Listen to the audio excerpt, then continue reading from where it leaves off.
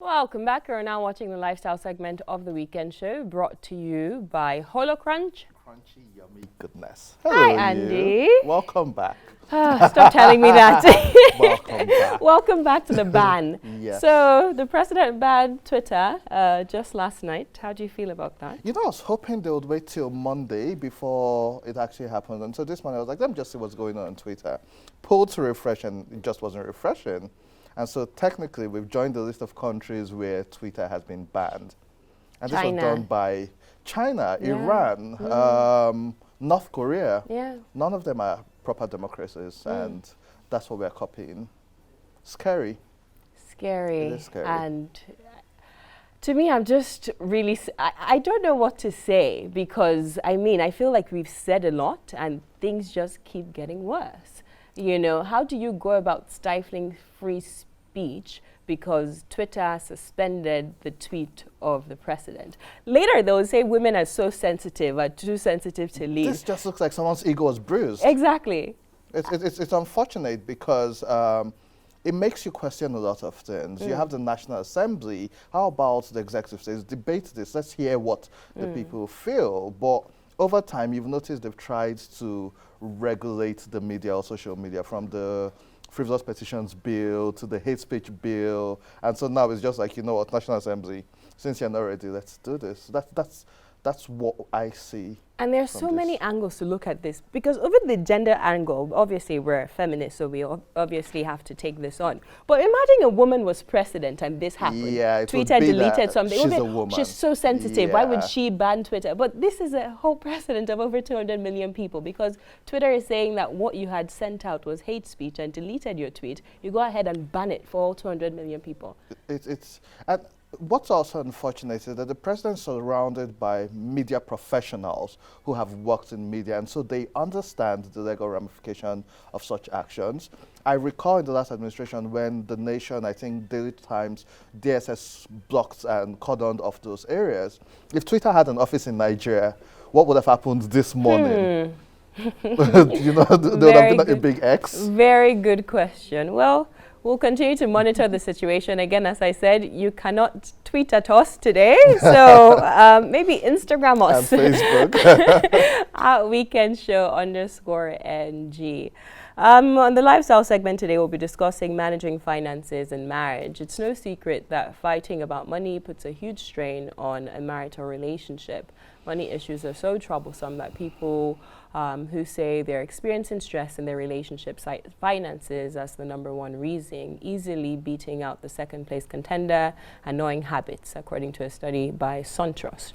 Money issues are also responsible for 22% of all divorces, making it the third leading cause, according to the Institute for Divorce Financial Analysis. This may seem like rocket science, but there are various steps couples can take to avoid letting money matters get the best of their marriage. Joining us on today's program to discuss this, we have Toyin Alasish, a financial advisor and education instructor. Welcome to the Weekend Show. Thank you very much for having me. And Adejorin Temitokbe, he is a quantity surveyor. Welcome to the lifestyle segment. Thank you. It's my pleasure to be here. I think it's Jay-Z that says more money, more problems. Everybody says that. Right? So it's like, so in marriage, right, when you're discussing money issues, or since we've just, heard that a study shows that, finances is the third leading cause of divorce now. So is the case study also more money, more problems in marriage, or is just a lack of understanding and, appropriating finances that's the problem? What's the main issue? I think it's more of lack of appropriating finances in marriage. First of all, couples don't talk about money. So before marriage, you ought to have started talking about it. And then they don't do it at that stage, get into marriage, and nobody's talking about it. So we are not on the same page, sort of. And because in marriage, you're supposed to be a team, when you have such both of you going opposite ends, sort of there comes a rift at some point when because if we're going to get down to the subject of money eventually. So I'm going to discover things about you, like you spend a lot, I don't spend much. So the background differences, when you bring it together, because we have not talked about it, it becomes a problem in marriage. Ladies, I've heard this a lot.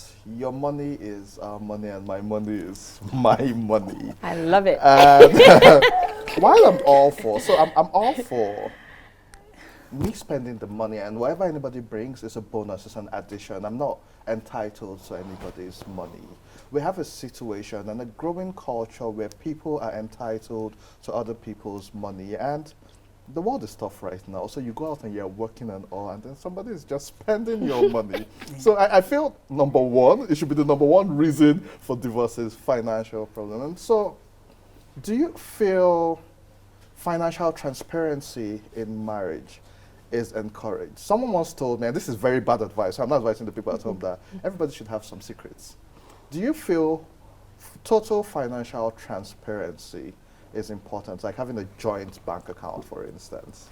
Well, yeah, I think financial transparency is important, but you may not necessarily have a joint account. That is something that is optional. It's not something that must happen. For example, you could decide to have a joint account for projects, family projects you're doing together.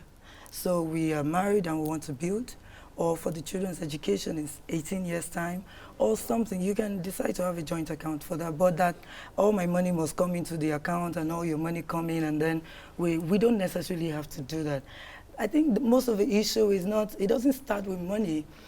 If you don't already trust yourself and realize that you are a team, you can't play against yourselves to win, it will always be a problem whether money or not. It will affect every other area. So it's better to agree that we're a team, we're working towards certain goals together, and this is what we need to get there. Do we need a joint account? Yes. If we do, why not? Do I need to? But when it comes to transparency, you have to be transparent. I'll give you an example. So you are building secretly and you're not telling me. So, but the mindset you have is that because I love to spend a lot, I would disturb the project. So you decided to do it in secret. And then I find out behind you, and on getting to ask you, you tell me, oh, I was doing it for us, but I just didn't because I just didn't, it's too late. The best thing you could have done was, we have a project. This is it. Let's agree on it. Even if we have a joint account for it, it must be both to sign because I know your tendencies. There's no issue if I'm weak with money. You already know my weakness, so we put system in place that checks both of us depending on who is weak or the other. So transparency is important. I don't want to find out behind that you're building a house in secret. First of all, it's not in my name. You're doing it secretly.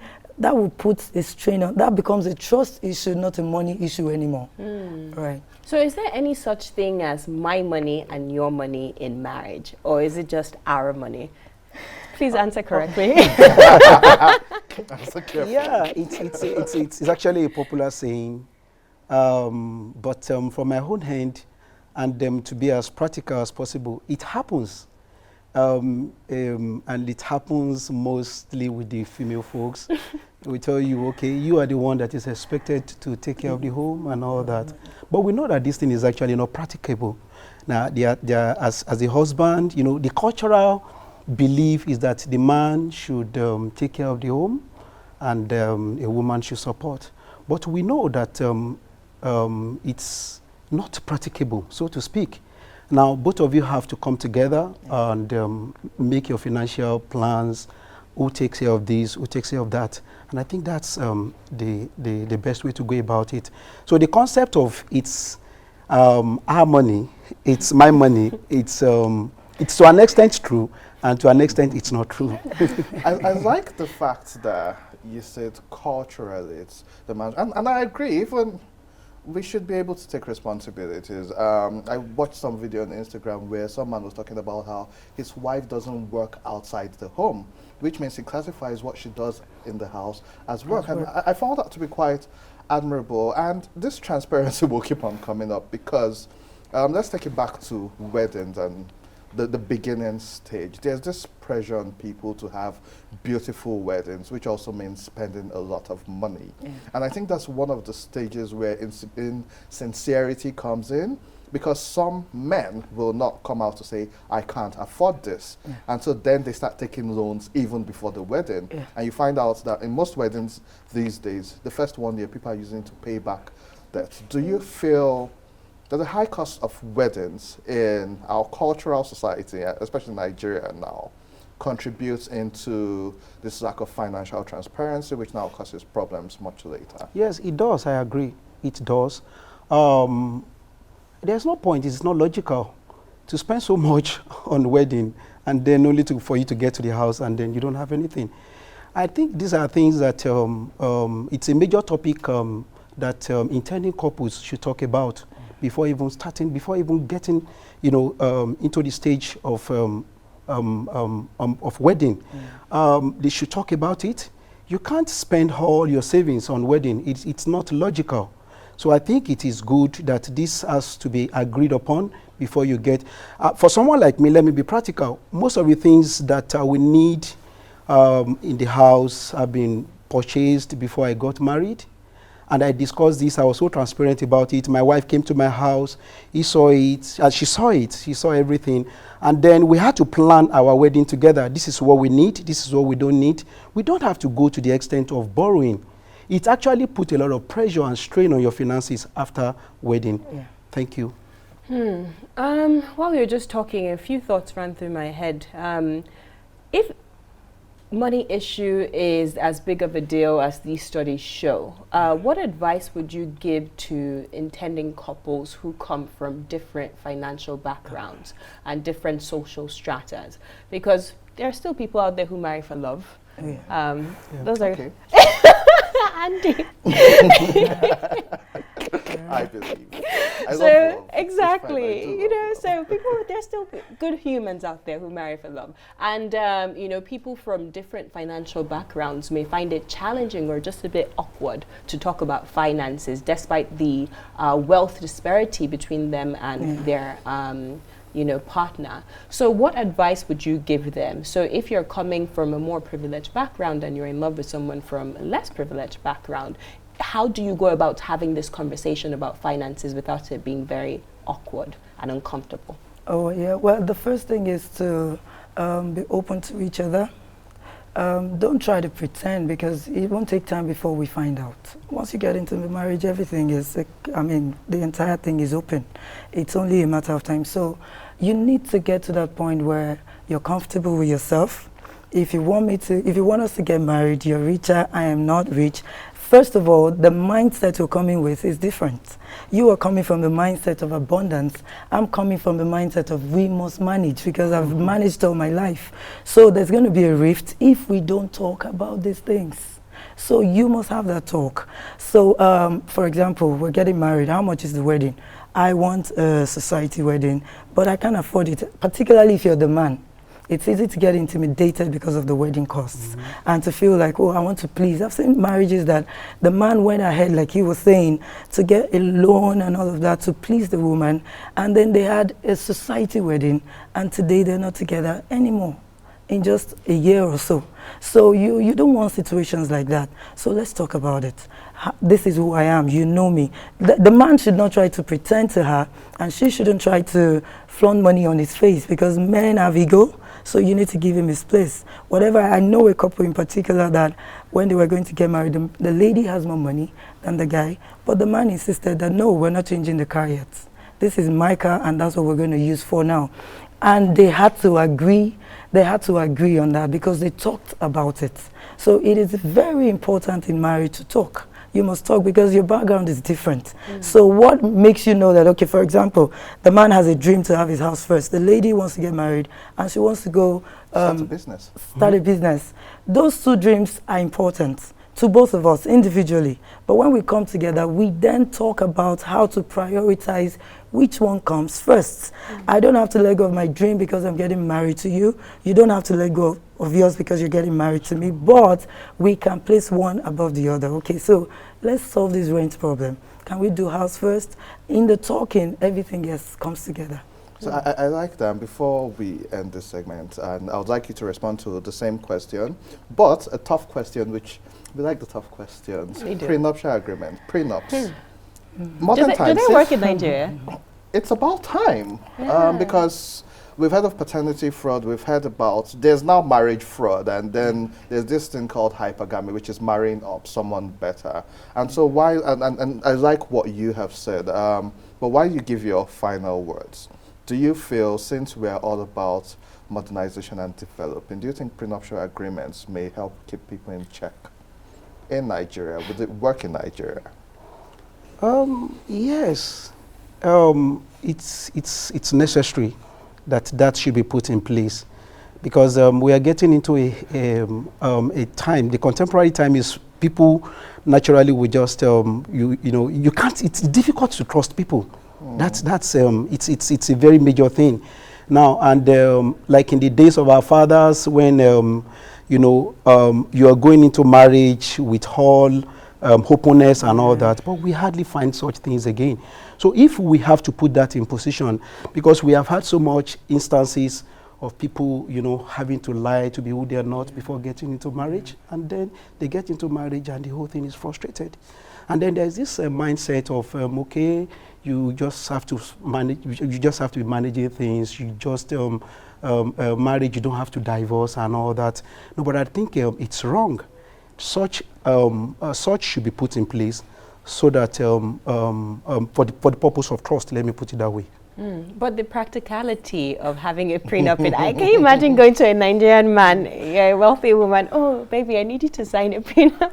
I mean, when they'll call family meeting. Her husband's house, and her family will carry her back, her loads, her boxes, and say, come back and sit down here. Yes, so what measures can women put in place? And I know the men also would benefit from prenups as well, but what measures can women especially put in place? And also, you mentioned something very fundamental when you were speaking earlier, that people from different backgrounds, because we hear a lot of these stories. It's like it's become the norm. You may have been raised on abundance and another person on scarcity. There just is the immediate rift that would happen throughout your relationship. So how do they go about talking through issues like this? Because there are people who are watching from the middle class, low class, high class, and money still remains, a predominant factor in each of their marriages just because of the way that they were raised as well. So how do they go about, sorting out this issue, then also address the one about prenups as well? Okay, so if you love yourselves, you don't judge, because love doesn't judge.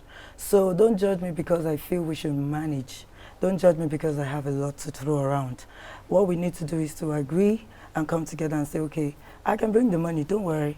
And if the man is comfortable or the lady is comfortable, then it's fine. Usually the rift comes because when the man has less than the woman, because women, the more you have, the more we want to take, right? So she doesn't really mind that. But if in the case that the man has less, then no judging. No judging. Don't say because he's not up to you, you want to upgrade him. There's a way you talk. Men as ego, you have to respect one another, each other, talk about the money issues you have, all the challenges you're facing nicely, and then no pretense. Don't fake it. Be real. Because if you love yourselves, you want this to last for long. You don't want something to come and blow up in your faces in just 2 years down the line. So if really you love yourselves, you're going to respect yourselves, and then you're going to not judge each other. You talk about things in love. If the woman has money problems, you don't say, why are you always spending? No. Why do you? No. You can get a book of money, be reading it while she's watching. And then somehow you're making her see the topic. It's for her, but you are acting like it's for you. And with love, you can talk to each other and things will be fine. Now for the prenup, honestly, I don't know about the practicality here in Nigeria, because I don't know how I feel if I'm about to get married and my husband says, okay, we need to sign this. I'm not sure how I'm going to react. I didn't do that, so I can't really put myself in the shoes of the person.